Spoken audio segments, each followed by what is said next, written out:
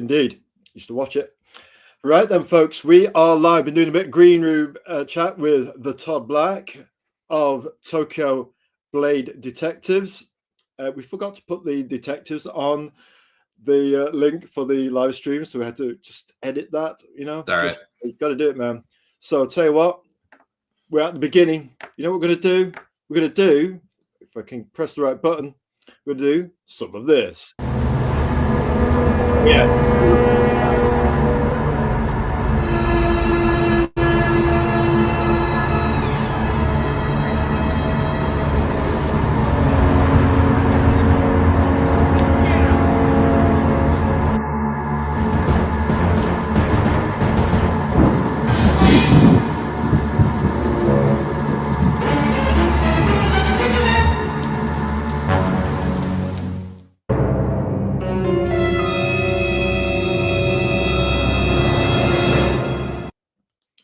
Tell you what, bit of Hitchcock, bit of Planet Apes. How about that? Bit dramatic. A bit ominous, but okay. Oh, don't worry. We're quite friendly around these parts. We try to have grace, gentleness, and generosity as our guiding star, despite the moody game face that says, "Where's your baseball bat, Azrael?" We're actually quite a tender, loving creature, and we try to sprinkle a bit of gentle word to our ensemble of storytellers at the 5 pillars of storytelling. 5,155 as we go live. 161 subs on YouTube. We're not doing so bad. Think about it. If we really leaned in with our shoulder, what we could have done on YouTube, but we're still being tentative with YouTube. Comes down to being shy, we guess, Todd. You know what I mean? Well, YouTube also got the weird algorithm thing where you'll be doing it great one day, and then like, oh, we're changing the algorithm, and you lose like all your views. And she's like, come on. Yeah, the algorithm, the algo gods are fickle, aren't they? That for sure. Right then, let's do a bit of this. Right then, the 5 Pillars Storytelling. We are live with the one and only Todd Black. Azrael is speaking to Todd Black. That's what we're doing. We thread the eyes of needles, creative and storytelling. We art, comics. Art goes into comics. Comics go into movies. Lots of money there. Movies go into games. Even more money there. Clips now. Games have movies. They are interactive movies and looking even more realistic than ever before. Maybe one day we'll be jacked into, just like the Matrix. And then, of course, the ultimate in imagination and the man-child and Michelangelo sculptures. If you see our Toy Tuesday specials, we've really focused now that we say now that toys have an unlimited effects budget in the privacy of your own imagination. But also, if you look at things like Todd McFarlane toys and some of the custom work out there, it's Michelangelo's David for the masses. It's some of the intricacy and detail is phenomenal. We can see why toys are, well, one person once said, an ex-lady friend actually, said that marquettes and toys were expensive dust collectors. But we would say, if you've seen the 16-inch Lady Sylvanas World of Warcraft statuette, you think, I'd still have her on the statuette that is on our desk. Yeah. So anyway, it's Sunday, the 26th of October. We're consulting with our lawyers as we speak, actually, after what we've just said. Sunday, the 26th of October, Tokyo Blade Detectives is the indie comic we're going to have a wee chat about even. 7 p.m. it's Greenwich Mean Time, and it's something EST time. Is it just after 3 p.m. over there, Todd? Yeah. Tell me if I'm wrong. 3 p.m. EST. You see, we got it right. We got it right, actually. Right, host introduction. Then we're going to be quiet, and then hear the Todd Meister speak. Hello there. Welcome to the 5 Pillars of Storytelling Live, where we talk about art, comics, movies, games, and toys. The 5 pillars. There might be a 6th, 7th, and 8th column. Maybe 6th might be music. Maybe 7 might be baking. Heather Feely. I'm your host, Azrael, and my secret identity is Carl Prometheus, storyteller, artist, and promoter of indie creators, indie comics, and we're doing our bit to help the indie comic community grow. Just in our humble space, 5,000 counting, but there are lots of indie creators out there, artists, writers, and podcasters like the Killer Queen, K-pop junkie of indie promo. You know what? Quite a few have got 1,000, 2,000, 3,000. These tribes people are building are absolutely influential and significant. Our style is universal. We can be watched by creative families, creative adults, and the creative younglings. Our motto is to listen, learn, and share. Inspiring quote, comics are an international language. They can cross boundaries and generations. Comics are a bridge between all cultures. Ozuma Tezuka. Now, guest introduction, probably very modest. And even if he isn't, we're going to say something nice about him. You know what? Creates can be quite a shy, retiring bunch. Generally, and sometimes it's nice to, they won't say it, so sometimes it can be nice to hear it from somebody else and recognize the hard work and passion. Todd Black. Hi. TBD, hashtag 11KS has 6 days left, ! At Guardians, footnote comic. We nearly backed this last time, but this time we've backed. Writer, creator of Guardians, Home, 10,000 Mile comics, as well as writer of Sherlock Holmes, the greatest detective novels. Hashtag voice actor as well. We'll be asking him about that. And hey, we had to put next to that banner Tokyo Blade Detectives. Yeah. We hear his favorite work. And welcome to special guest Todd Black. Thank you. And don't worry, I am the opposite of shy. Well, good. That will help us during this at least a minimum of an hour chat. The world record holder for the briefest is John of Alpha Dogs and Detective Noir. We rattled through that in 55 minutes. Heatherville, if you're watching, next time we employ you to come on the show, we're going to try and do 55 minutes if we can. And yeah, special welcome to you, Todd. All we can say is 11 is impressive. We had to back it. So then, the big 5 questions. You ready to give it some energy, Todd Black? Can we go in? Let's go. Let's do it. It's absolutely freezing here in Britain. It's cold here too. It's like we had our cold plunge recently, so it's like the old temperate zone, eh? Right then. Who is Todd Black? Storytelling influencers, art journey, movies, and music. Cool profile pic. Let's go. Yeah. Who am I? Well, I was born a poor black child. Kidding. Movie reference right off the bat. I am a writer, creator of comics and novels, as Azrael pointed out. I've been doing this for over a decade, just on my own, and with my various art teams. Made, as of yet, over 50 books between comics and novels, not including anthology pieces. That give me closer to 60. Let's see, influences, all of them. As we'll talk about with Tokyo, I get influenced by anything and everything. I love TV shows, I love movies, I love comic books, video games, music. It's hard to pick out like just some of my favorites because I truly do love everything. I'm a big DC Comics guy. If I was to pick a side, let's see. Is that the dark side or the bright side? The dark side, the bright side. I'm more of a Dark Knight guy. Let's see. My journey, I started off just wanting to write. I've been wanting to be a writer for since I was in high school, basically, and if not before then. And one day I was at a Comic-Con and I met Matt Fraction, who was at Marvel Comics at the time. And I said, hey, how does a writer like me get into comics? And he goes, find an artist to make comics. So tried to find that. Then I realized, I have to pay people. Oh, okay. I see how this is. So it took me a couple of years, but I got the money, started making comics, and I loved it. Had some highs, had some lows, but I kept going, kept chugging along. And now here I am, 50 books later, still many, many projects in the works. And as you said, 11 issues of Tokyo Blade Detectives, including one that's on Kickstarter right now for the next 6 days-ish. And I'm going to keep making stories until they're all out of my head, and I haven't run out yet. We like that. You're obviously in contact with the great ether, and they're all there. You just have to reach out with your hand and take one. And it sounds like you've got an abundance of ideas. If you're at 11 and counting, you've already broken your double figure dunk with 10.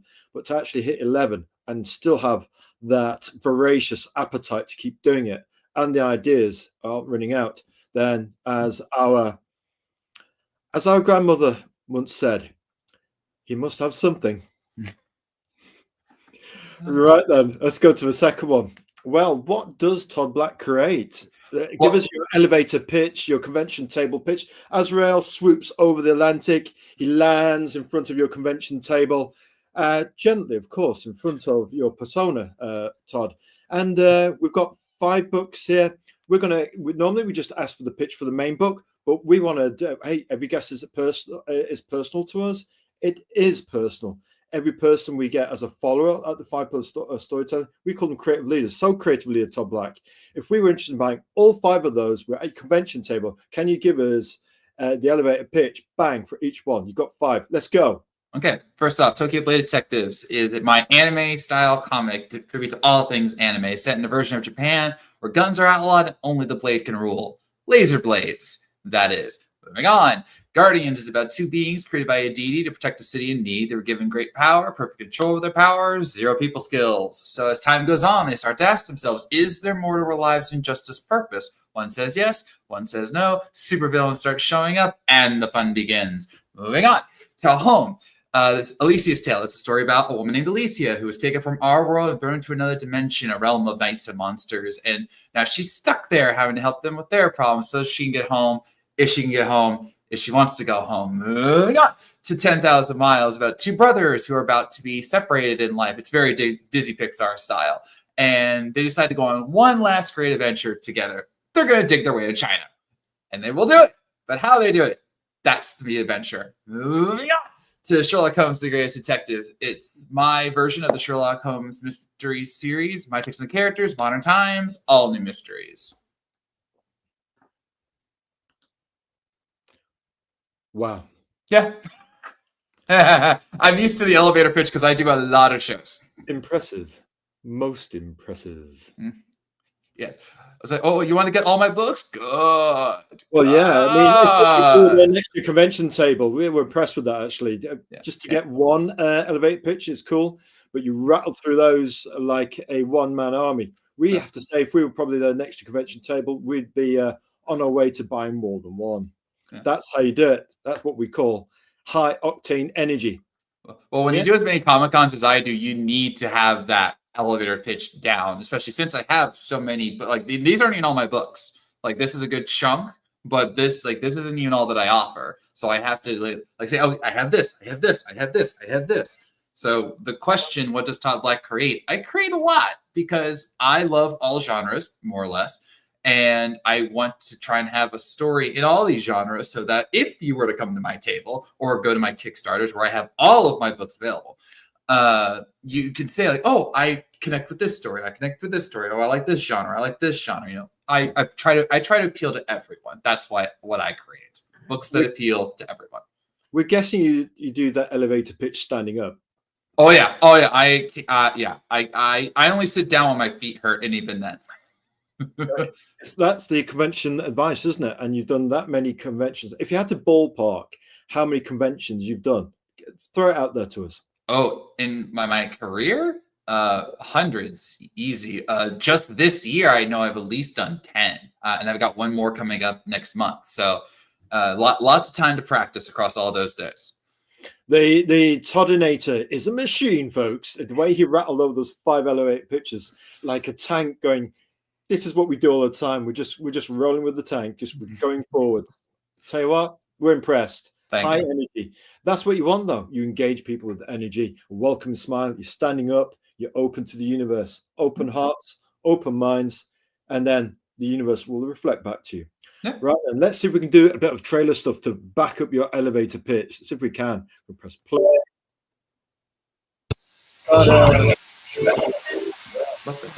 Tokyo, time for the matching. Get the slashing. It's the Tokyo rap. On every corner, dangers lurking and trying to hurt you. Violence and overload in the streets of Tokyo. Time for some action, get the slashing against these 5 factions. Yeah, take them to school in the land where the guns outlaw. Only the blade can rule. I'm not in the mood for all the evil around me, so I'm ready to do. Embrace the past, but you won't stop our future. I'm a disillusion, now I'm choosing to change perspectives. Form a little sister leader of the Ronins, now with the detectives. Yeah, we combine skills that'll beat the 9. Telltale there's peace of mind, we stay sharp. Always hit the mark with our blades, shining in the dark. Ready for their attack. Every job, every take, we gotta react. Think fair, cause the enemy's on the dash. Sense all this evil behind the mask. We fight with full force till death's a fact. Every day's a clash, you never know who's gonna act. We on the crash course, gotta keep up the pace. Always on the chase, never know who's gonna be our next case. It doesn't matter if you're Ronin, a terrorist, or empress. Try to take us on, we'll see who passed the real test. We'll give it our all, though we don't know true rest. We're Tokyo Blade detectives, we are the best.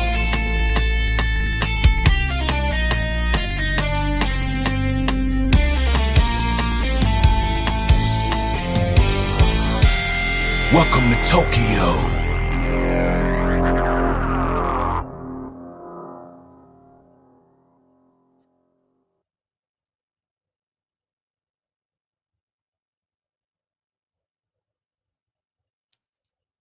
Yeah, you can stop it. Tell you what, we like that. We Yeah. like that a lot. So here's how that happened, because that's a story in of itself. So, Whoop. Right then. Yeah. Tell you what, we like that a lot. Tell us about that trailer. Who made it? So that was a collaborative effort between the team at Studio Leaf and a good friend of mine named Omega Sparks. He was the rapper in the track. What happened was that my true vision for Tokyo Blade Detectives, outside of just making as many issues as I can, is I would love for this to be an anime one day.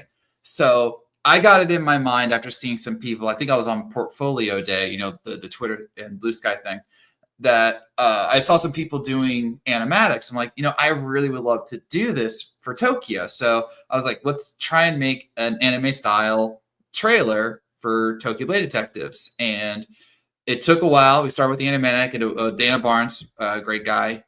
Thanks, Dana. He started it, and then I just met the right people. I think it might have been through Portfolio Day again, but I was just like, hey, you do this? Do you do this? And I got a reference to another guy. I was like, yeah, I know a studio that'll do it. And it took almost a year for that minute and a half, but we got it done. And it looks really, really cool. And then when I started showing it off, they're like, dude, you did that? Like, you did that for your comic? I'm like, yeah, I want to show what Tokyo is about. So it got to the point where a buddy of mine, Matt Knowles, is like, dude, you don't need to do any intro trailers for your Kickstarters anymore for Tokyo. That's your trailer.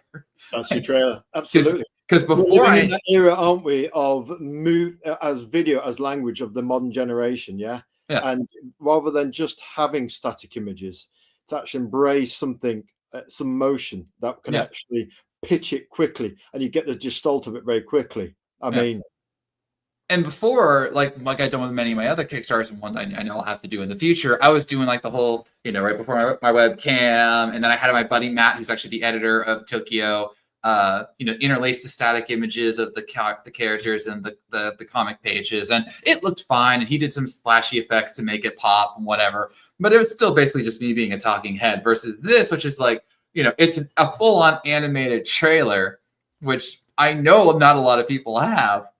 So that was pretty cool. And then another friend of mine, Fish Lee, who also makes comics, he's like, dude, I saw yours and I knew I had to step up my game. So he made a motion graphic trailer for his next comic project because of what I did. So if nothing else, I am inspiring somebody. So that's cool enough. I think what we like there is you've embraced video as the modern language, and you're using that as a fulcrum to promote your book. Yeah. And there is that thing, isn't it, with trailers, talking heads versus actually just show them. Don't tell them, show them. You know, actions speak louder than words, and so forth. And I have to say, the full-blown trailer feature, can we ask a little subtle question? There's part of it that felt almost like Ghost in the Steel Shell. Oh, yeah, Ghost in the Shell, where she's floating and flying around. There's just a vibe, just like almost a slight essence. What were your influences for your indie comic in terms of the visual stuff? Well, You had lots of like a potpourri of different influences, like almost everything. Well, with Tokyo, I literally feel it's my tribute to all things anime because I grew up on various anime. I still watch anime to this day. Tell us which ones we want to know. Well, my first ones were a bit what's called the obvious classics like Pokemon, Yu-Gi-Oh, Beyblade, and Dragon Ball Z. I also watched Sailor Moon because I was like, this is a show, I'll watch this. And then it's like, but that's a girls show. Like, they aren't doing things that are specifically strict to girls. So I was like, whatever. I got made up so much for that. And yet now it's like super iconic. I'm like, yeah, see, I was OG Sailor Moon guy. But then as time went on, I started to learn more about other animes that were out there. Easily story-wise, one of the biggest influences was Full Metal Alchemist Brotherhood. And I loved that series. I watched it many years after it came out. I actually watched it on Netflix, which shows you how long after it came out it was. But I loved the intricate nature of the story and how everything was connected. That was like, I can do that with Tokyo and make a much grander story. And then even in modern times, I've watched things like Spy X Family. That's how I call it. My Hero Academia is obviously a powerful one. Haven't gotten into Demon Slayer yet, but I'll probably will eventually. And then, of course, the Chainsaw Man just had its new movie, which shows, again, like we're having these huge, big theatrical anime releases. So we've got the first volume of that. Need to read it. We've got it. Just need to read it. There you go. Then Jujutsu Kaisen is another popular one. I haven't watched it yet, but I know how popular it is. So like anime went from this thing where like you could watch it and you may have known somebody who enjoyed it to now like they're everywhere. So it felt like the right time to start making a comic that spoke to my interests. And you see references in my book. I've done, we did the Akira slide because of course we did. And cool. Yes, I have seen Akira. Man. Yeah, it's just like I waited for the opportunity. I'm like, oh great, we have a motorcycle chase. We're doing the Akira slide. Then I did a reference to. I'm going to be doing a reference to One Piece soon enough, which I'm looking forward to. It's probably going to be on the cover for the next issue.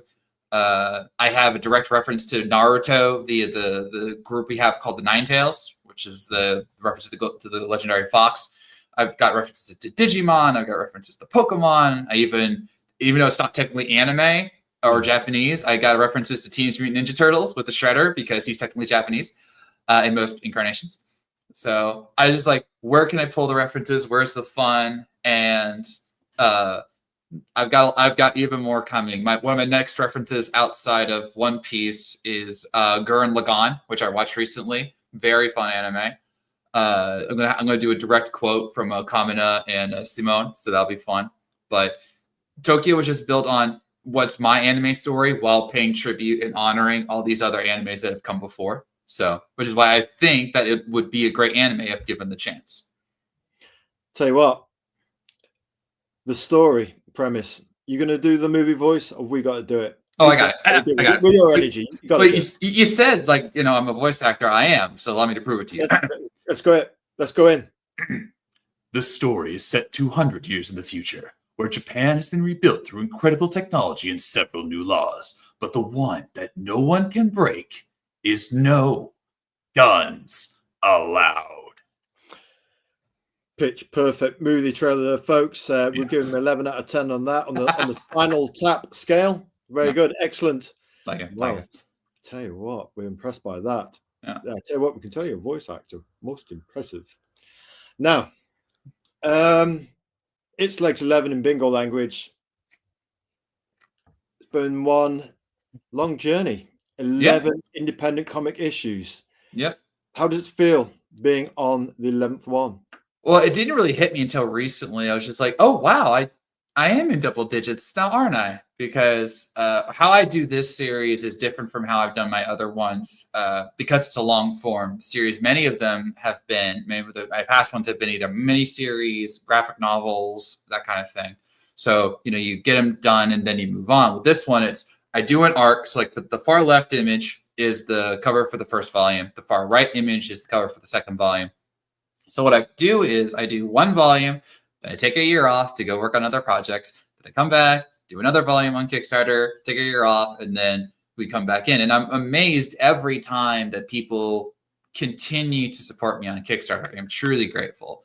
But it hit me like, probably close to when 11 was about to launch. I'm like, oh yeah, I'm at 11 issues. Even my artist was amazed. Lampu Vaughn, who's been with me since issue 1. He's like, Todd, I didn't actually expect this series to go this long. I'm like, well, here we are. Yes. So, and we're the already chain in the ball next to the drawing board. Is that how it kind of works? Huh? The chain between a metal ball and a chain to his drawing board. He's not escaping from the contract. Or did he sign in blood? Well, he didn't realize it, but yes. Yeah. Your soul is mine. Well, yes, you've certainly got his artistic soul by the looks of things. 11 issues and counting. Yeah. Do you know what? In life, when that chemistry is just right, sometimes you just find the one. Yeah. And I've been very blessed with my artist journey. Going back to some of the other books I've made, I have had one artist primarily throughout all of them. And that's actually the cover artist for Tokyo, Alex Garcia, who made all these covers you're seeing here. He's my go-to guy. And the only reason he's not on Tokyo was that he was working on another project. And I'm like, I need to find someone else. Because it's great when you find the guy, but when you're trying to make like multiple books at once, you need other people. So I have been able to find other artists in my time. So, and Lam was obviously a big one. So very happy about that. And you find that rotation of IPs galvanizes your energy. You take a little bit of time off, and then you can fold into the second IP.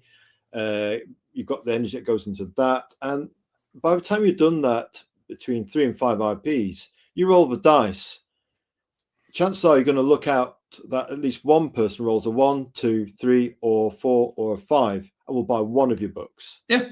They like one of your books, they might buy other books. Right. And there's a range of stuff for them to choose from, yeah? Yeah, and that's why, going back to our previous chat, when I have my table, I try to fill it with books that appeal to all the different genres, or as many as I've been able to make. So some of the ones I didn't mention was I have a crime noir book. I got like a Star Trek, Star Wars style book called As We Go Under the Stars. I've got a heist graphic novel called Take the House. I got a science-based comic called Seekers of Science, and even a wrestling comic based on an actual wrestler named Thunder Rosa. So if you come to my table, it's very hard to not find something, with the exception of horror, because I've had so many people go, I like horror. I'm like, the one thing. The one thing. The one thing. The one I also thing, get romance, but I have some romance in my books, but like it's not the focus, So focus. Maybe one day. Would you say then? Oh, what was I going to say? That your books are universal in terms of age range. Most of them, yes. That's just how I'm built, I suppose. I like to have books that appeal to everyone, but I also acknowledge that, especially with one with like Tokyo, not all anime is for the youngest of children. Like, I would not want my young children to watch Chainsaw Man, especially because of Makima. If you know, you know. But with Tokyo, their biggest thing is that there's violence. Like, as we can see in the number 11 cover, that's a serial killer. And so things get written in red. Yeah, no joke. My mother saw that cover and she goes, I thought I raised you better than that. I swear. I will swear on anything you give me. I'm like, that's what she said, because she was like, oh, Todd made a new thing. Oh, here's the cover. What? That guy scares me, Todd. That guy scares me. I thought I raised you better than that. I'm like, Mom, he's a serial killer. He's supposed to be scary. So, but yeah, we have a lot of violence in Tokyo Blade Detectives, which, that's anime. Anime is honestly most times about, the action and the intensity and in this case, a dystopian setting. So I didn't want to shy away from that. But still, even then, it's not like super profane. It doesn't, it's not safe for work or whatever. I'd say like 10 and up, like the E10 rating as we have here in the States. E10, 8 inches. So, but most of my other books are all E for everyone. So, because I want to appeal to everyone. So more or less a universal movie-going audience, yeah? Yeah. Which is pretty cool, you know what I mean? Love the way your mum used her divine grace, just the way they can just take you from that to that Yeah. This And- one's got a special gift. I thought you better. Yeah, and then like the mother she is, I was like, well, what would you have me write? She likes football stuff. I'm like, if you get me hired by the NFL, go for it. Oh, I'm sorry, I should say that American football, right? There's football and then there's football, right? Well, yeah, we over here in the UK we call it American rugby with protective pads on. Anyway, moving swiftly on before we have an online brawl with American quote unquote football player. Yes, you mean you carry it around and it's football? How does that work? Sorry, British humour coming out there. We just have to move swiftly on. Right then, Tokyo Blade Detectives. We've had the pitch perfect, we have to say, movie premise. So, tell us about these interior pages, please, Todd. So what's going off in this page? So issue 11 is the third part of our current third arc, which is called Killing Without Honor, and it involves a serial killer, which in Tokyo doesn't sound that off, because one thing I didn't mention was that because of the guns being outlawed, it created the power vacuum, and 5 factions were built. We saw them in the covers actually that we just passed by. And they're all vying to try and take over Tokyo. So the place is in chaos on most days, if we're lucky. And so people are dying quite frequently. And then this guy shows up and he's killing people with a regular knife, like just a pure blade, not a laser sword. And that's freaking people out because he does like the murals on the walls next to his dead body victims. And my main character, Miko, who is the pigtailed girl here, she and her partner Michio get hired to track him down and figure out what's going on. And in the end of last issue, we find out that this serial killer, this monster, is just a regular looking dude. When you see all the colorful outfits and the armor and this technology that's filled with Tokyo, it's like, wait, you're the serial killer? You look like a regular guy. And he goes, yeah, I get that a lot. So yeah. So this is the true first confrontation between Miko and our serial killer and what's to come, because even she, who has seen a lot, is like, you're the guy I've been chasing, really? So fun times. We have to say we like Miko. Yeah. She's a pistol. She is teen angst personified, but it's totally justified. So spirited, we like that. A pistol, we like that. Very spirited. Yeah. Right, oh yeah. Right, and we press on. What's happening this page? So naturally, Miko, being who she is, she's like, screw it, I'm just gonna kill this guy. Doesn't quite work. Because while he is regular in look, he is absolutely not regular in his ability, including apparently dodging laser swords with impressive ease. And he's already landed a blow on Miko with his blade, which she is absolutely not ready for. So that's going to jolt her confidence, isn't it? And we like this particular shot here. 1, 2, 3, 4 panels in with that lovely spiral. The arc of knife blood. It's obviously caught, and that's going to rattle a cage, isn't it?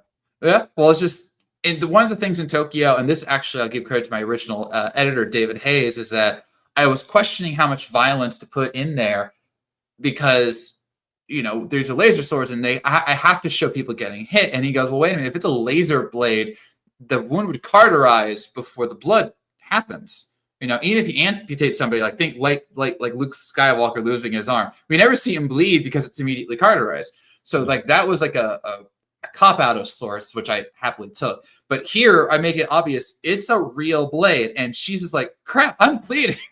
So like, it hurts. It's a slight bit of panic there. I'm actually bleeding. You know, I'm not invincible. Yeah, and she's a really good swords woman, swords teen, sword user. There you go. But now she's like, wait, this guy got a hit on me? Like this punk? Surely that's a fluke. And then if you go to the next page, oh yeah, we've got to go, man. Yeah, that's not a fluke. Miko being Miko, she just rushes in again, thinking I'm going to get this guy, and yet, as we see in our epic battle page, she doesn't. Dear me, you know when you think you're invincible and you try to press your advantage, and then you realize, hang on a minute, I really am not invincible, and doubling down on strategy one doesn't always work, does it? No. And that's a hard lesson that she's going to learn. That's the key thing that I'm not going to spoil what happens in the issue, but this guy has her number and she has to change tactics if she wants to live, because he makes it clear, I'm going to kill you. And she's kind of delaying the inevitable because that's who she is. But if she doesn't stop being herself, she's going to lose. So the question is, how will that happen? So graceful ballet. It's Anakin versus Dooku in episode 2, isn't it? You know what I mean? That overconfidence will be her undoing unless she realizes this guy is actually very good and I'm not as good as I think I am. Yeah, that's a great reference to Dooku, because like you think, oh, he's an old Sith dude, whatever. This is Anakin, and then him and Obi-Wan gets owned, and Yoda has to bail them out. Yoda has to bail them out. You end up like that. I mean, you know. So this page, tell us more. We're intrigued, Todd. So Miko is realizing like something's very wrong here, and we get you'll see them in full on the Kickstarter, but we're doing the classic, horror movie. You can't touch this. I am invincible. The serial killer. I am invincible because I have a duty that must be performed, and you're just the next step in my plan. And then if we go to page 5, which tell you what, you seem to have an artist who can really do intrigue, theater, but 1, 2, 3, 4, 5, 6. Look at that shot, just behind and above. I mean, what do you say to that? Well, I will say that I often plan out the panels in terms of how they look. So when I write the script, I go like, okay, panel 1, Miko is bleeding, holding her arm, she's in pain. Then, panel 2, evil smile from our serial killer. I think Lon put like the knife right next to him. I think that was his idea. I'm like, show half his face in shadow. And then, panel 5, arms wide. He's, boasting how great he is. And then I wanted to do the looming shot in 6 because of what happens in the next page where we flip the camera, because I wanted like, he's looming over her in one way. And then we go to the next page. So you're actually, it's backwards and forwards. It's like a synaptic bridge to your artist. Yeah.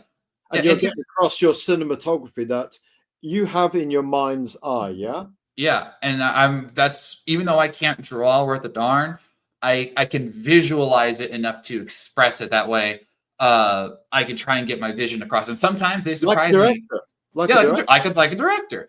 And and there you go. And then we flip the camera, and now we have this really horrifying shot of our serial killer looming over Miko, who is, very wounded at this point.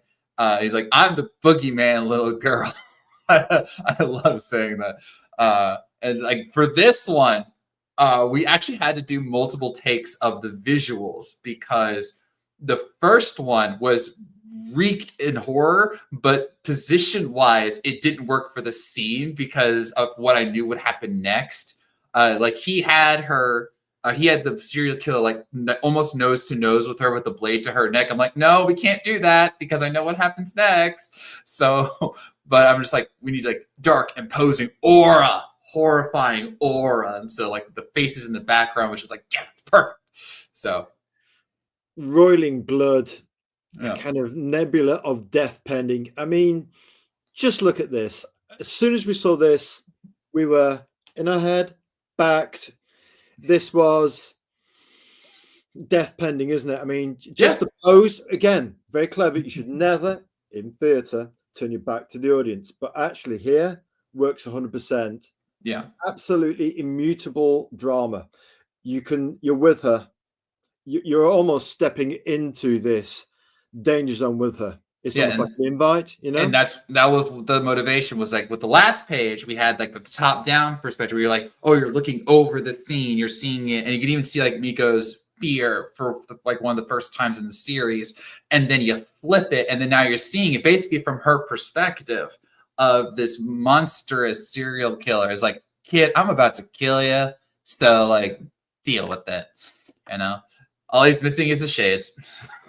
Todd, we think you can be great on Halloween, and especially at Halloween parties. Just saying, you've certainly got the tone set perfectly for this. I mean, this is our favorite page so far. It's got everything.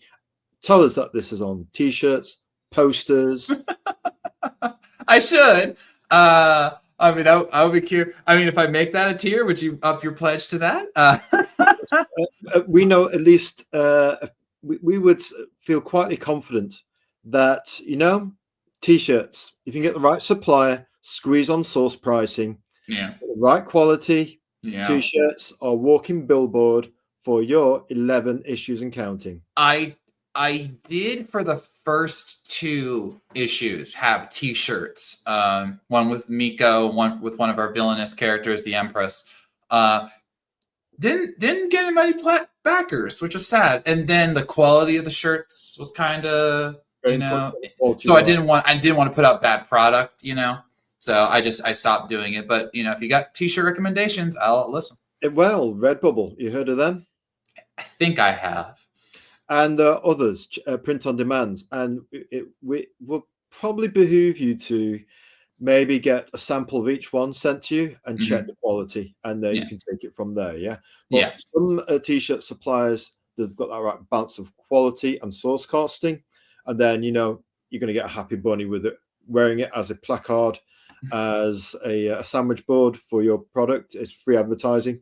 They love it, you love it. It's planting the seed in the populace. It's a quiet revolution. It's a takeover. And posters as well, just a gimme. By the way, trading cards. Oh, trading cards I'd like to do maybe with the next volume, because I've never really done them before, so I'd want to make sure I would do them properly. But definitely, this one could definitely have trading cards. Do you know what? We were speaking to Lily. We recently we didn't want to interrupt you before when you're in your flow, but we recently went to Japan Fest because we thought we want to go to Japan one day. And we thought, well, you haven't learned the language. You've got some manga books, you need to read those. You've watched a bit of anime, but you've really got to start inviting people into the 5 pillars storytelling who are actually Japanese, which means you've got to sacrifice some sleep cycles to actually invite people in, see them in your stream and so forth and so forth. I get to understand what professions they do, what careers they do, what the culture's like, as well as the pretty kind of scene that you get of the blossoms, the more obvious stuff, you know what I mean? But to sample in all of the kind of the array of exotic culture that Japan is, so we've got to bend like the willow tree to try and understand more. We can't just go over there and think, right, okay, you're going to enjoy Japan, but we thought it's actually taking the time to listen to their whispers. Yeah, when I first made Tokyo, like the very first issue, before even then, I knew what I wanted from the series, but the most important thing to me was that I wanted to have a certain level of cultural accuracy. So I wanted to invoke certain things that were part of Japanese culture so that it would make sense what's happening. For example, all the 5 factions are a direct reference to one form or another of Japanese culture. For example, we have the Empress, who is, for lack of a better term, the answer to kind of the chauvinism that has happened in the country over the millennia, because they have been a culture over the years where it's like, men first. You even hear that in James Bond. They make a reference to that. Then there's the Tao, which is Taoism, which is a religion in Japanese culture and has been referenced in numerous anime. We got the Ronin, which is, of course, samurai without a master, and that's a big play. It's a big part of the story in Tokyo. The Nine Tails, which is, of course, the nine-tailed fox. They're assassins, which, references to ninjas, which we do have ninjas also, just not in the way you expect. And then, of course, there's the yokai, which are our terror group. Yokai. Tell us more. Yeah. So, like, the yokai are our terrorist group, basically. They're the outcasts, the ones who are downtrodden, and they're just like, we're going to... so not unlike the ninja who just rose up out of necessity, the yokai do that. And they don't use laser blades because they can't afford them, but they have these impressive suits that allow them to do various other things. And they just wreak havoc because it's like, if we can't have, our lives, why should you have yours? So... destructive ghosts.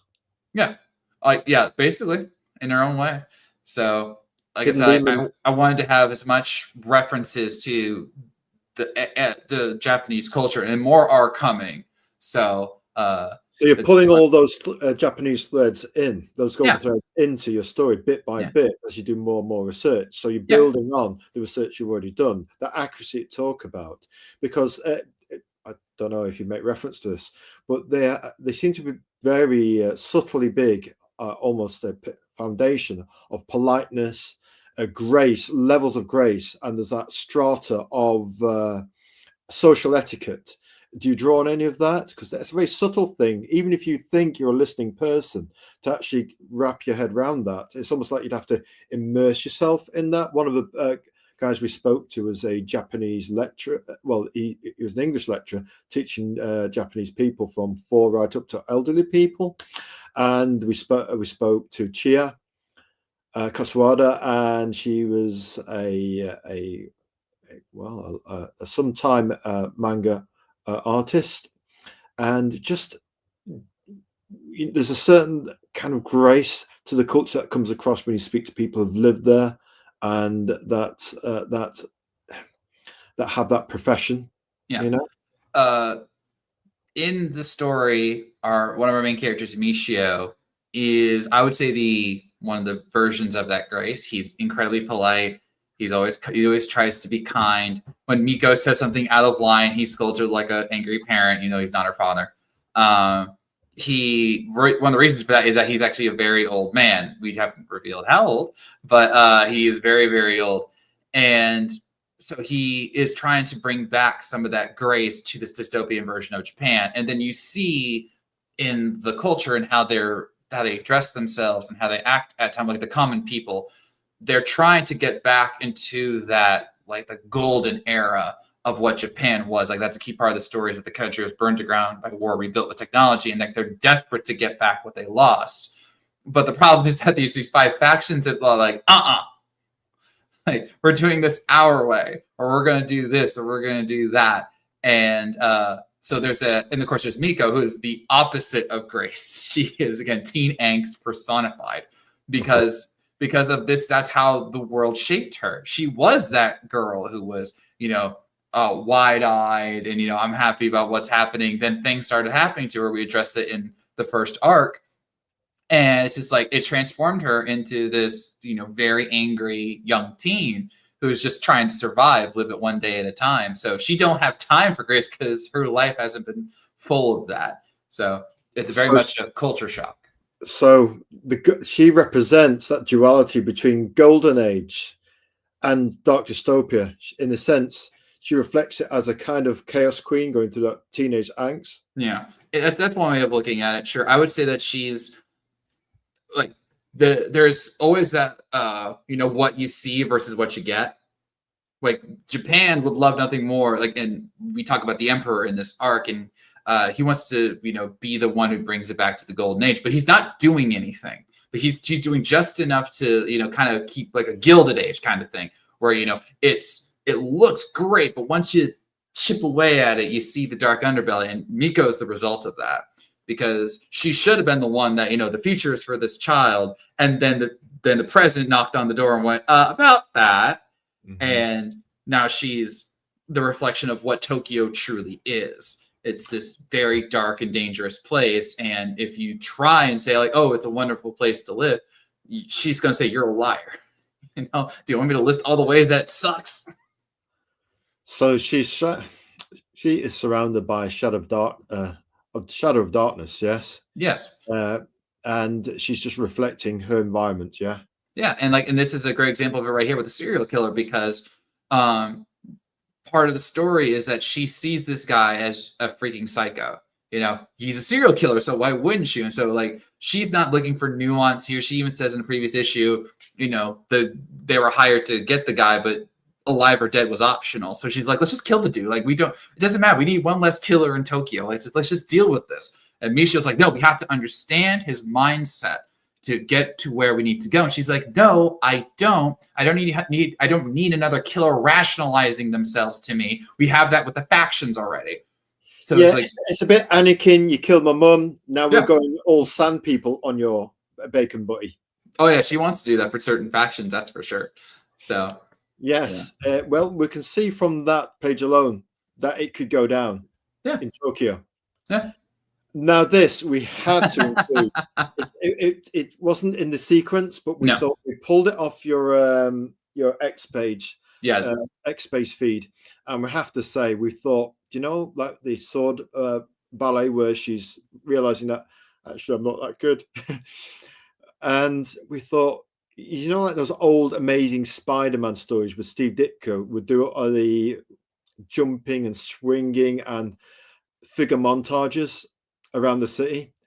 We love stuff like this. It's very challenging for any artist to do that. Well, one body is difficult to draw, but to actually do it in a montage of an acrobatic ballet with a nemesis, come on, the artist got some chops. Yeah, whether it's Lom or Alex, whenever we get to one of these pages, I'm like, just take your time. And Lom is very polite. He's like, Todd, this is going to take a while. I'm like, it's fine. And he'll show me like a progress page. I'm like, yeah, it's fine. I call these phase motions because it's a reference to one of the other comics I've made, where you just you see the different. There's a technical term I keep forgetting what it's called, but it just shows you the different motions that lead into the. And for this fight, I wanted to. This is from issue number 10. And Miko is meeting these gangsters. It's in a flashback sequence, and she's about to pull out her sword, and Michio goes, "No, do it barehanded." She goes, "Why?" He goes, "Because I want you to show me that you remember my training of you." And she goes, "Fine, I'm going to enjoy this." And so she wallops. She's 4-on-1, and she just beats the crap out of these guys. It's absolutely hilarious. And this is one of the ones where I'm like, I just need to see the sequence of the fights, but you can do everything else. So it was Lom's idea to do like the color coding to match the outfits of the bad guys that she's beating, and I thought that was a really clever thing. With the backgrounds to that outfit, very good, very clever, very clever. Yeah. Also, this is one of the special rewards we have on the Kickstarter, which is the cameo tier. The bottom character that Miko is fighting is actually a good friend of mine named John. And then in the new issue, we have a couple of him and a couple other people getting drawn in. And it's just like, oh, okay, that's cool. And then it just keeps building because more people want to get drawn in. So we have limited spots available. But if you want to get drawn into the comic, this is your opportunity. And then you'll have a scene kind of like this where you will be heavily spotlighted to show that, hey, I'm in this comic book. What a perfect opportunity. Peak action to have peak interaction, peak interaction with your audience. Yep. So that's the ultimate engagement, isn't it? You can say, I'm in Todd's book. There's one of your 1,000 true fans. Or we would say with 11 issues, you're well on the way to having a lot of true fans. And they're going to be so connected with stuff like this. This is the perfect thing, isn't it? You don't get this with corporate comics. No. Within the comics, you get creator, cool idea, reader. And in terms of getting it to your audience, as little noise as possible. For you, it's rocking those conventions. Press the flesh, meet real people, sell them with the Gatling gun 5-issue rotational IP. And so it goes, folks. We can hear the bullet shells on the floor, slow motion in the Matrix. And you're talking about phase motion. We're almost thinking bullet time, but for comics, kind of. I like that bullet time. So yeah. So this is exemplary evidence that indie comics can take it to the not so big two anymore. Yeah, I would, and I know this is going to be mean. I know. See there it goes. Go to that cameo tier page you had. Now that one, like that one has like 4 Kickstarter backers in it. So yeah, we saw this and thought, Todd, tell us about cameo reward tier. Yeah, because it wouldn't be a Kickstarter of Todd's. That you got to do it in the movie voice. Yeah. It would be a Kickstarter of mine if I didn't offer cameos. Exactly. Got to do a bit of that, Todd. Yeah. Right. So cameo. Yeah, we'll talk about that even more in a minute. So then, peak, bullet time for comics, phase time. You heard that, folks? That is what we call Todd innovation. Now, tell us about. Hey, you balance the creativity with "Show Me the Money." Yes, right? Please show me the money. Can you do us a "Show Me the Money" in your movie actor voice? Show me the money. Wait, hold on.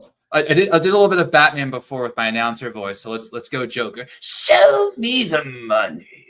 All right. Mark Hamill style. Perfection. We like that. Tell you what. Do you want to know how I got this money? Go on. My father was a drunk fiend. One day he had more money than usual. I took the money. And I could keep going, Yes. but I won't. We view this show as a kind of form of catharsis, Todd. So, we obviously you can tell us about your father. We put you on the couch and so forth, the who, the what, and the why. So anyway, we could balance creativity with commerce on this show. Yes, commerce. Sometimes the indie comics community forgets it's all about show me the money. It's a balance of it's commercial art. That's the order, yeah? You can't make money at it. It might be, well, you can sell it to yourself and just have one person buying it, as we will. So tell us about your selling tiers, please, Todd. So with my Kickstarter, especially for Tokyo, I try to have a variety of rewards for everyone to partake in, regardless of your budget and when you found out about Tokyo. So I'm sure a lot of your viewers are just hearing about Tokyo Blade Detectives for the first time, which is totally fine. So for the new backers, as we see in the bottom two pictures, you can get all of Tokyo 1 through 11, which is what I'm on right now, digitally for $30 and physically for $80, which is a steal in many regards, especially when you consider shipping costs these days. And even my printer raised its price recently. I'm like, no, go back down, please, go back down. But so if I have charmed you and you want to try out Tokyo, you have options to catch up, and then you'll be all ready for when number 12 comes out in February. Then for those who have been with me for a while, we have other rewards that might intrigue you, including getting just the PDF version for $5, getting the physical copy for $10. We have stickers. Actually, I have the stickers right here. So look. Yeah, see, props. We like stickers. We got stickers of 3 different kinds so far, and then I'm going to make a new one for this campaign. So because I got a lot of extras, I'll be throwing some extras in for you. So this only comes with physical copies, but you can get a physical copy and stickers. Then there's the thank you page, which isn't visible here, but it's $15. And actually, I think I have. There we go. It's props. So here, there we go. So we have the thank you for helping with the comic. You will have your name alongside many other Kickstarter backers on the interior front cover of the comic. So my way of literally saying thank you for helping us out. Could use the interior page. We like that. What do we do with the interior page? We do this. Oh, yeah. So I'm not like DC and Marvel that has like an infinite number of ads for their comic books. Like, really, guys? Like, I kid you not, Azrael. Recently, I was reading it was like a Batman comic, and they had 3 ads back to back to back. I'm like, really? Like in the middle of the book. We haven't bought a DC comic in a little while. We did actually. We lost our self-control, folks. Azrael does have self-control. Just want to put those rumors to the contrary out there. Yeah. But just for Martian Manhunter, really like that art style. I went to page 45, Nottingham. Shout out to those guys. Martian Manhunter in a £128 haul, whatever that is in dollars. And you know what? We haven't read it yet, actually. But in the Batman comic that you got or looked through, Todd, how many pages out of those 20 pages are actually story pages? It does vary on the book, but I believe they're sticking with the 20 pages. So they have they have the interior cover ads, and then they have like ads within the book pages, and it's just like sometimes it's just too much. So, but oh well. But so the thank you page is $15. We also have a special one for this particular campaign where you're going to get an interconnected cover, because 9 through 11 I decided to have a little fun with the covers, and I made them interconnected. So we like interconnected jigsaw pieces and montage. Tell us more, Todd Meister. Well, for each issue 9, 10, and 11, I had Miko, Michio, and our serial killer in front of basically a wall with messages written in blood. And Alex, who drew them, will connect them and then like tidy things up so that you see one nice big kaleidoscope image showing them all together. So that'll be a digital reward that you can get. And then, of course, there's the cameo tier, which is $100, and we only have a few of those left. So if you want to get drawn in, get to that. I have rewards where you can get every book ever, PDF style, including all of my novels. So over $50 or over 50 books for like $150 or so. And then Alex Garcia, who I mentioned is my cover artist, you have the option to have a custom Tokyo Blade Detectives piece made by him alongside getting a copy of the book. And then as this is Kickstarter, there are add-on rewards. So I have put every book I have ever made, physical and digital, on the add-ons. So if you like, say, Guardians and you wanted to check that out alongside Tokyo, you can get Tokyo, then add on Guardians or add on Home or add on my crime noir book or my heist comic or multiple books. I have multiple people who've done numerous add-ons. Did you say noir? Yes, crime noir. My favorite word. Yeah, noir. Is it a comic strip as well? No, it's a graphic novel. It's a black and white graphic novel. Like think Maltese Falcon. Or oh, somebody stop me. He had to don't say that. My favorite movie. Impulse. Impulse buy. What we're gonna do. Yeah, you're not so smart now, are you, Azrael? He's got your book that you might have to get as well as Tokyo. Yes. Anyway, please continue. We were just got but moment of weakness there, Todd. Good to know. Good to know about this. But yeah, all my books are available on add-ons. So if you want to get them collectively, I have options for that. If you want to get them physically, I have options for that. Every pledge helps. So if you can pledge a little, great. If you can pledge a lot, awesome. Thank you very much. And most importantly, like Azrael is doing with this show, please spread the word. Again, we are live. Okay. We are live until October 31st, 7 p.m. Central Standard Time. That's American. That's American time. America. God bless. That. Yeah. No. Tell you what we're going to do is ask you this question. Go ahead. How many issues in your trade? This is just one of those questions that keeps us awake at night. Okay. Well, how I do Tokyo is that each arc or volume is 4 issues. Got you. So volume 1 is issues 1 through 4. Volume 2 is 5 through 8, and volume 3, which we'll finish next year, is 9 through 12. So, so you have a complete arc with the teaser for what's coming next. So all you have to do is put a fresh cover on what we call commercial gravy, because all the artwork's already paid for. Yeah. 3 trades. We call that a trinity. Oh. Right then, next. Yep, Tell us about this cameo rewards here, because after all, it wouldn't be a Kickstarter of mine if I didn't offer cameos. Tell us about it.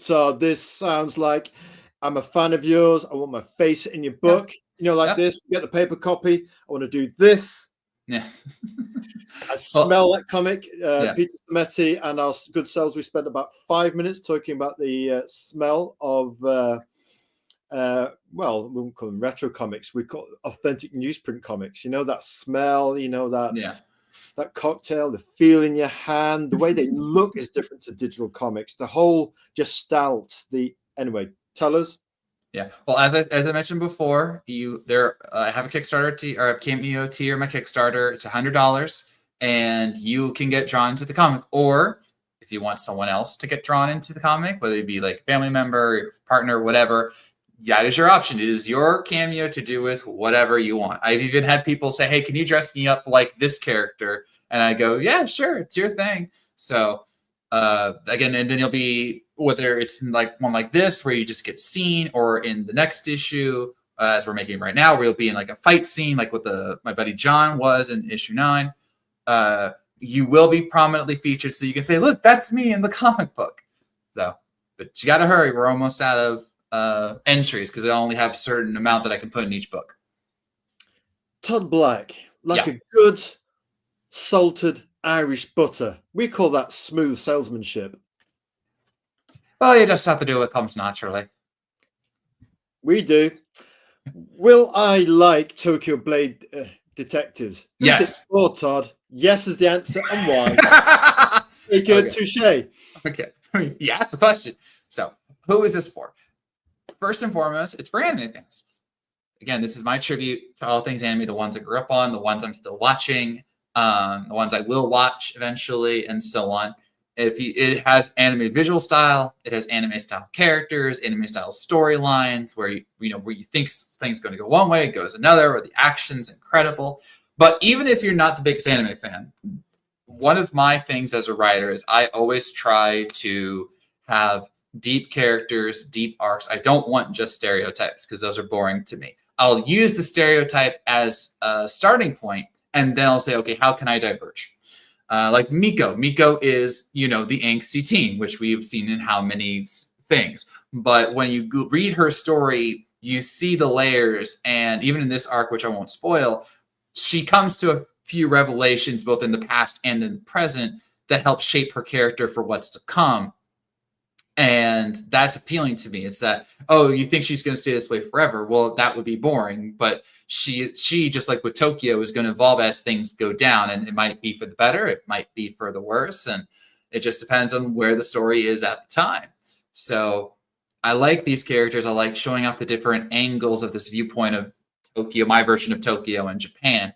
And there are plenty of surprises to come. And I already know what the next arc is going to be. So if you're a fan of action, that one's going to have plenty of that. So it's got great stories, great characters. So if you're into that kind of thing, while also having like those visual feast of pages like Azrael showed a while ago, I got that. So I do think you would like it, and I hope you'll give it a chance. Absolutely. And we say, it sounds like you're going to give the absolute treatment going forwards into the next arc. Couldn't resist. And amp up that action. Yeah. Why do you create indie comics, Todd? And when did your journey with indie comics begin? Is it just the unlimited power?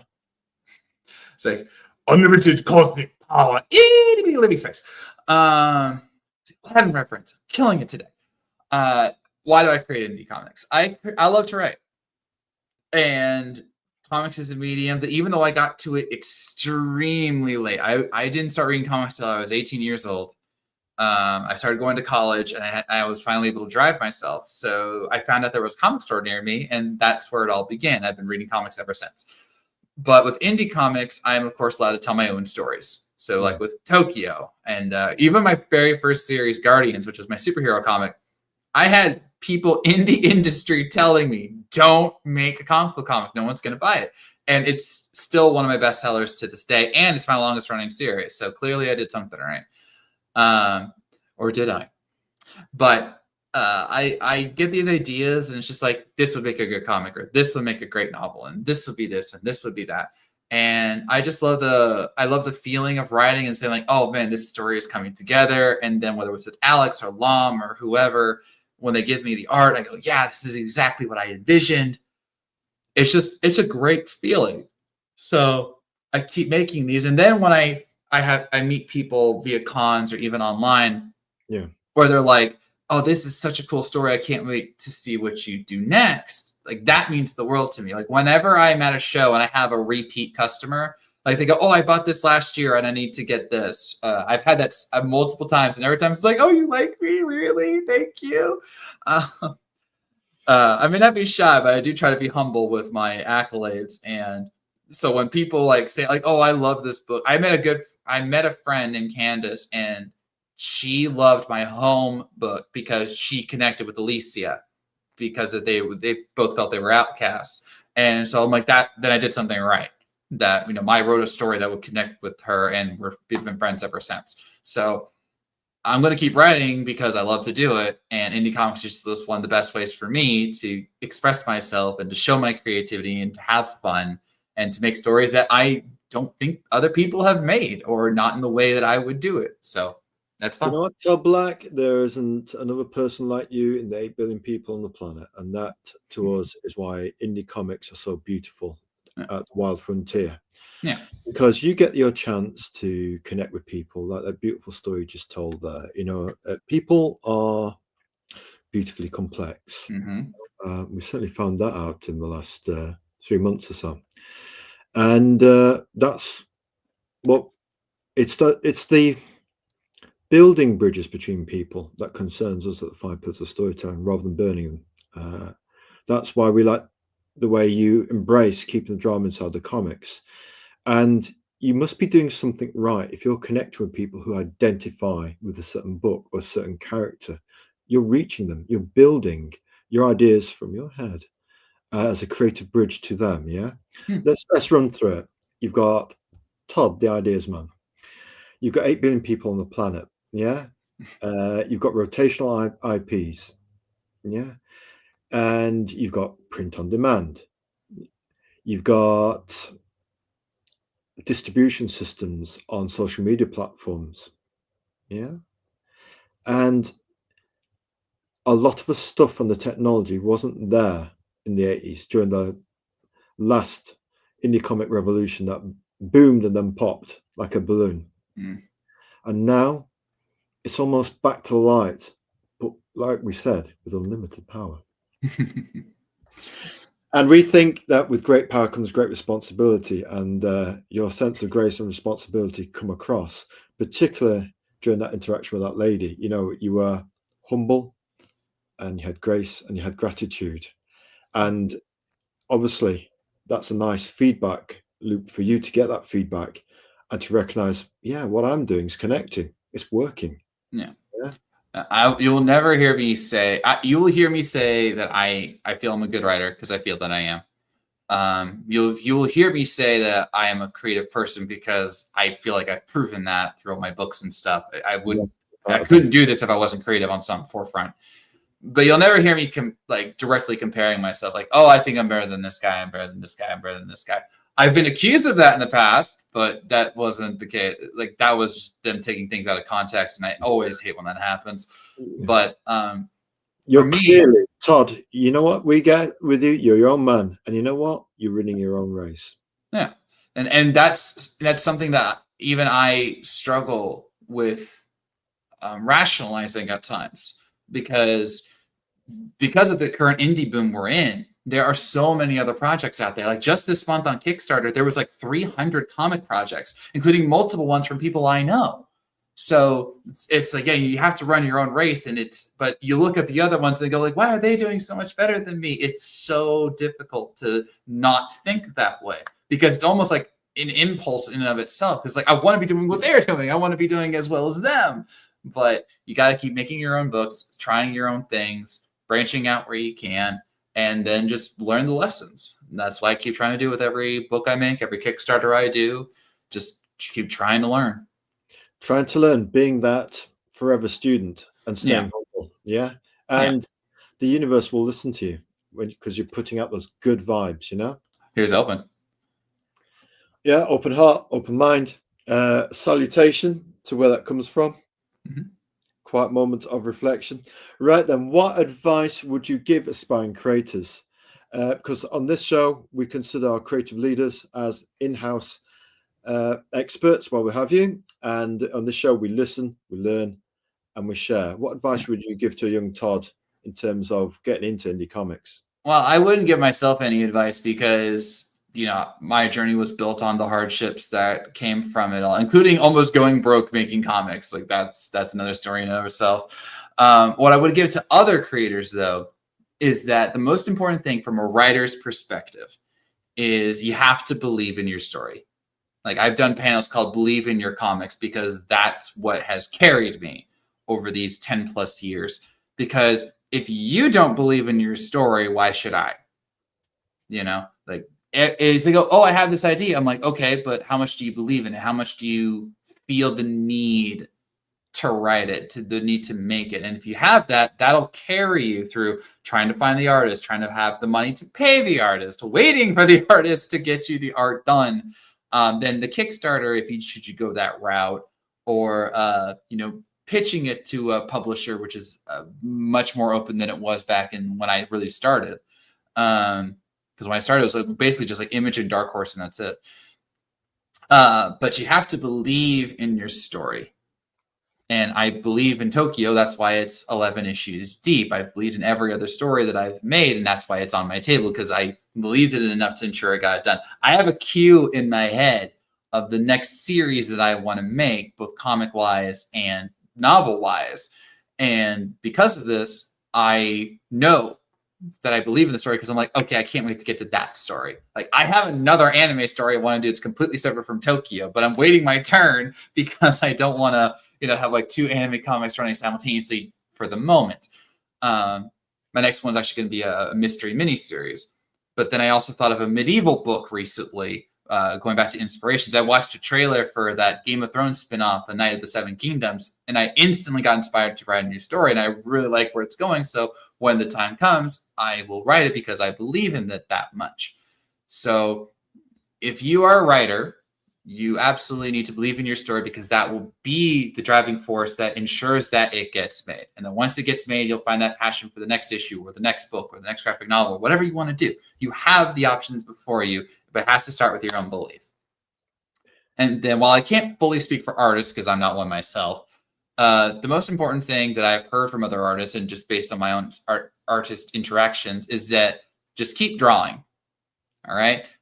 My guy, Alex Garcia, he was with me on my very first comic as a colorist. And then he became the inker penciler when the other guy fell through.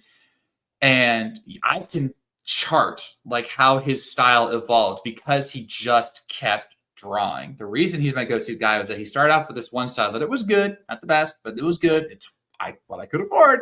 And now it's just like, Alex, I need you to do this style. He's like, done. And he can do it. And like, hey, Alex, I need you to do this style. He's like, done. And I know he can do it because he just kept drawing. He kept adapting. He kept refining. And now it's like, it takes something important or serious for me not to use him as my go-to for a project. So, and I'm grateful to him for that. And Lam's the same way. Like he has evolved and adapted how he draws characters. If you look at the first page of the very first issue of Tokyo Blade Detectives and compare it to now, Miko looks slightly different. Michio looks slightly different. How he uses colors and how he does the action is slightly different because he's just adapted to, like, okay, this is how I'm working and I can, improve things in this way. And I'm grateful to him for that. So don't you feel it's almost a sense of like a brotherhood or a sense of burgeoning friendship or an immutable bond? It's almost a great feeling to be part of somebody's evolution, almost like a creative family. Oh yeah, Alex and I have a great bond because we've worked together for basically 10 years, and he knows I have his back when it comes to projects. It's like, hey, Alex, he knows I'll pay him on time. Same with Long. He knows I'll pay him on time. He knows that if I have a project, big or small, that I will reach out to him about it because I value him that much. And with Lam, it's the same thing. It's like, hey, Todd, I leave him for a year with Tokyo because of how I do my thing. And then every time it's like, hey, Lam, ready to get back to work? He goes, yeah, I'm ready. So we have that bond. That's why I have been lucky with finding them, because other times I've been like, it's been a struggle working with certain artists. Personalities are wrong. The styles are wrong. Or they would pitch themselves as one thing and then reveal themselves to be another. It's a struggle, but then I found Alex and Lam and I know I can count on them. And that means the world to me because I want to keep making comics. I know that through them, I can. Do you know what? When we meet the right souls in life from the cosmos, there's a sense of kismet and destiny about it, like fates. Yeah. It just feels so right. You can't almost explain it, but it feels right. Yeah. And I have been lucky to meet some proper souls in my comic journey, and I hope to meet many more because I would love to keep giving other artists opportunities to make the books that I want to create. So, I'm trying not to monopolize certain artists. I do. I have given Alex some other jobs from other people just to ensure that I'm not hogging him as much as I may want to at times. But push pull. So yeah. Right then, got to do it. Us, it's probably going to be either Wonder Woman, please no jokes, or Hal Jordan, the Green Lantern. What superhero would you be, Todd Black? Shazam. Oh, we should have said that one. The original Captain Marvel. Yeah. I didn't learn about Captain Marvel until the animated series Batman the Brave and the Bold. And there was just something about him that I immediately was attracted to. And then I learned more about the character, about Billy Batson and John's Longbox. Hello, John. Hello, John. But I started to dive deep into his lore, and then the new 52 comic by Jeff Johns came out, and I thought that was really good. So I just came even more trained to the character. And then one of my fan projects, which let's call it ambitious, Azrael, was that during the early years of the Arrowverse on the CW, I decided to write a Shazam TV series script that I would basically set in a version of the Arrowverse. And I may or may not have written 62 fully fledged teleplays. I really like the idea. So I'll tell you what, John should stay around to answer the question. John, we want to know. I'm going to ask Todd this question right now. Who wins in the fight, Soups or Captain Big Red Cheese Marvel? Todd, we know you're not going to be shy with an answer. Put your head in the chopper. Who's going to win this one? Well, Savannah. See, I knew that reference. If we're talking canon, it can only be Superman, because the main canon Superman is far stronger than Shazam, Captain Marvel. However, there are certain incarnations where I honestly feel that Shazam would win and could win and should win.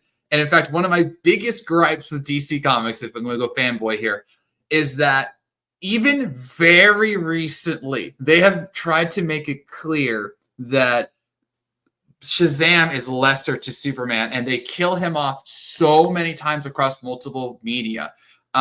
They've had ones where he's gone up against Superman in the comics and in like animated movies, and he's definitively lost.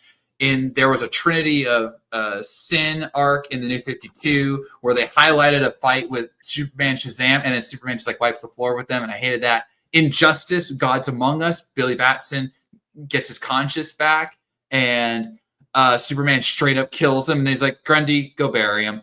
And then, I kid you not, in the first issue of DCKO, the new book by Scott Snyder, great writer, they show a thing where Billy is talking to Superman. They're in like this fight pit. They have to get to this gate to enter the tournament or whatever. And Billy, despite knowing all the danger that's around him, is in his kid form. And he goes, hey, Superman, let's do this. We're totally going to win. And they just he gets crushed by a mace. And Mace, an ignominious ending, don't you think, John Lombard? I hated it. I hate like, Scott, come on, I love you, man. But like, also look at all their fights. Catboy's won. Actually, no, I can point to several that he has not won, and that's what burns me even more. Wait, Todd. What about Kingdom Come? You saw that, right? Kingdom Come. I actually did not, but I do recall. Shazam Whoa! Stop the show a minute, folks. Todd hasn't seen the Kingdom Come Soups distant second to number one Captain Big Red Cheese Marvel fight. That I recall. Before we continue, Todd, let's bring in Dad here. Let's bring in John's Lombox. What we got here? We're going to need to put some more stuff up here because John's popping off in the chat. We'll put John on because we're in Kingdom Come mode right now. Go ahead. We've seen Alex Ross unleash the Buashaka Shazam right on Superman. His ears are bleeding. His eyes are glowing red, not with supervision, laser vision, but with I've just been varked by the Big Red Cheese 3 times. And eventually he does reach up to him and does that. And then he gets stuck as the kid. Yeah. But he lets him go to deal with the A-bomb. He lets him go to deal with the A-bomb. And hey, if you haven't read Kingdom Come, you got to do it. Alex Ross even gets, that deep blood red texture of the ear, that kind of wrestling strongman kind of texture. Yeah. Granted, T quit DC in 2015. Now, just a few facts, folks. What was it again? Captain Marvel outsold with Fawcett Comics in the golden era. John's Lombox, you can back me up on this. 2-1, 2 million versus 1 million. Just facts. So we reckon, being magic based at all, magic alone, he'd whoop him. But then 2-1 on sales. That means he's got to be twice as strong as Superman at least. Yeah. And you know what? He's got magic, so he could probably turn some Irish butter into kryptonite. And hey, writers can make it up, can't they, as they go along? That's the beauty of Yeah, being a okay. writer. Now I do And want then, to and pause. then we can do that to Superman. Yeah, I do want to. We only feel that way, Todd, because of the lawsuit thing. But Yeah, the lawsuit was bullcrap, and he's never recovered. It was that word. Can we say that online? Yeah, we're just kidding. So come on, Todd, give it to us. We've done a bit of spiel there. No, it's just like you're right that in like again certain continuities, Shazam would win.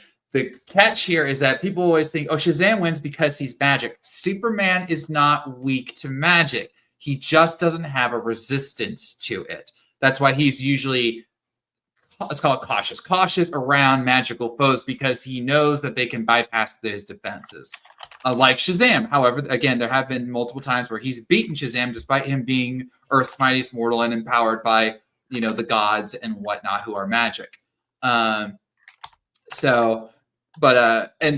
Shazam's magic abilities have been, let's just say, inconsistent, not unlike Superman's own abilities if we're going to talk Golden Age and Silver Age. So, go on listening. Yeah. But, again, if we're talking like pure canon, Superman would win because he's done things that even Shazam cannot fathomably do. So, yeah. You're doing great, Todd. I tell you what, that was great. I mean, we obviously tried to lean into a bit there, here and there, and John's heckling from the chat as well. Hey, we love Todd. There are two indie comic podcasts that we really love, Todd. One of them, we gave the 5 Pillars of Storytelling Award to 2024 to John's Longbox for the patriarch that he is in the community. And if you're in our chat, we're going to shout out your indie comics. So John's Longbox, that chemistry you've got with your artist, yeah? He's got it with Renzo, the shining sun, bit like the Bob Layton of indie comics, Rodriguez, yeah? Mm-hmm. And just saying, we did the trailers for 1 and 2, for Heroic Tales 1 and 2. And I tell you what, John's Longbox is really, really, really killing it with Heroic Tales 1 and 2. There might even be a Patriarch solo series, and perhaps it's like the printer now, because John, didn't the proofs just recently come in? So you got the proofs, you've okayed them, and it's at the printer now, yeah? So yeah, if you're in the chat, we shout you out, to me. It's only fair because we're part of the indie comics creative brotherhood and sisterhood. There's female creators like Heather Veely's doing the rather impressive. She's just passed actually the Next Evolution 3 has just passed. We were the first to back that. Yes, the paper edition, which is rare for us, and even the shipping was reasonable. So yeah. Well, here we go. It says the Patriarch #1 is early next year. John's Longbox. We say to you, there is a God. I mean, I tell you what, it's coming next year. We can't wait for that. And please tell us, Renzo, Bob Layton, the Sunshine Eternal, Rodriguez is on the art for that book, please. And if John's Longbox is like what you call him, the father of the indie community or something like that. Father, may I have a pledge for Tokyo Blade Detectives? Yeah, he got it. Hey, John, you gave a bit there. Todd's bringing it a bit back. We love that. Please, sir, can I have a pledge? We like that. Oh, a bit of Oliver Twist. Please, sir, can we have some more? More?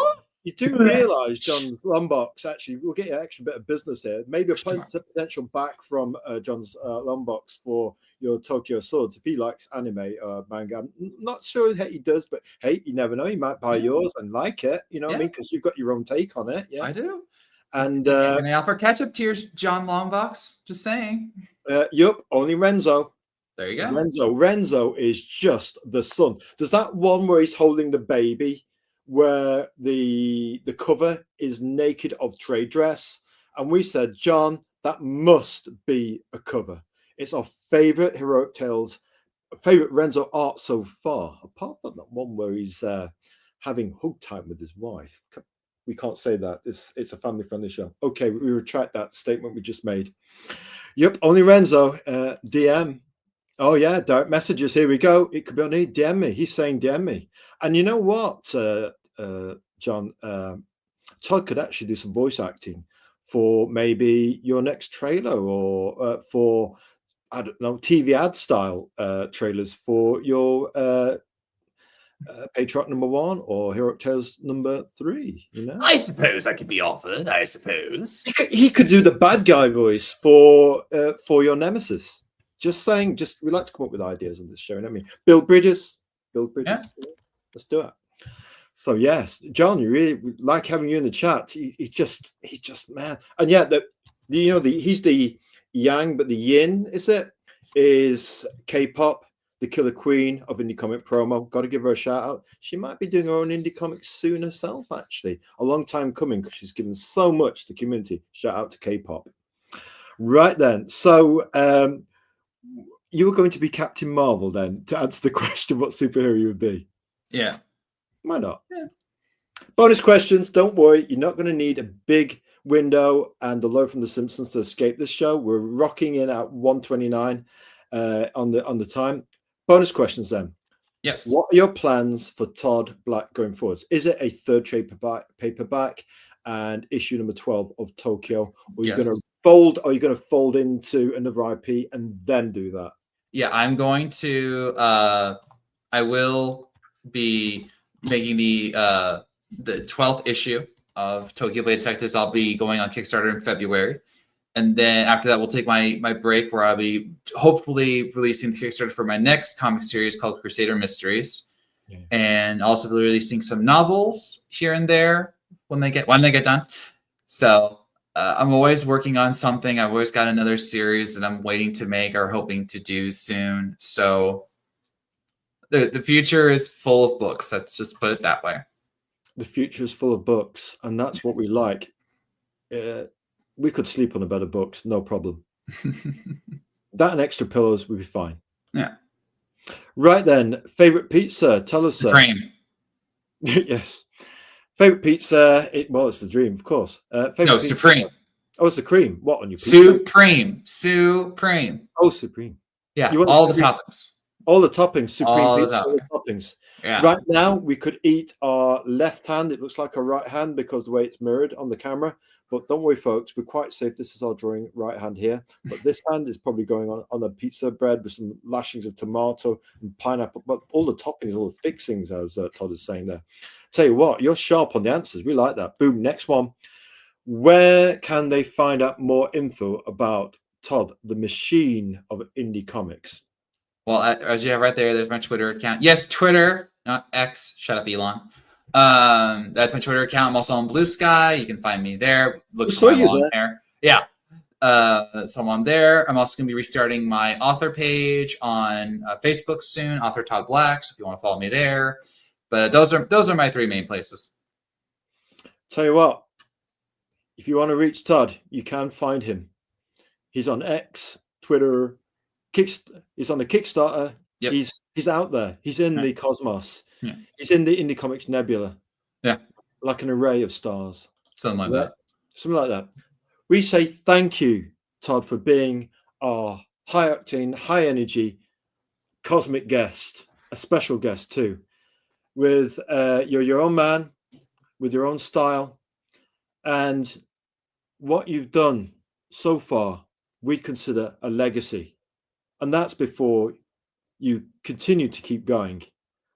So much potential, so much more. You may look at others, but we say others will look at you for what you've done. Let's just take one of those IPs, 11 issues. That's a knockout. That's a knockout achievement on its own. And were just that, we'd be impressed. Yeah. But to have 5 rotating IPs, and you've got another idea, possibly a fancy Game of Thrones style epic as well. While you're young, you've got the energy and you've got the ability to marshal your resources, harness your talents. That you are doing. And what we like about you, you go to the cave, not with blasters or lightsabers. You take with you your virtues and grace. And that's why we feel the universe is ringing in our ears in terms of our vibe about you. So we'd say thank you for being our honored special guest. We wish you well, and we'll be following your career with great interest.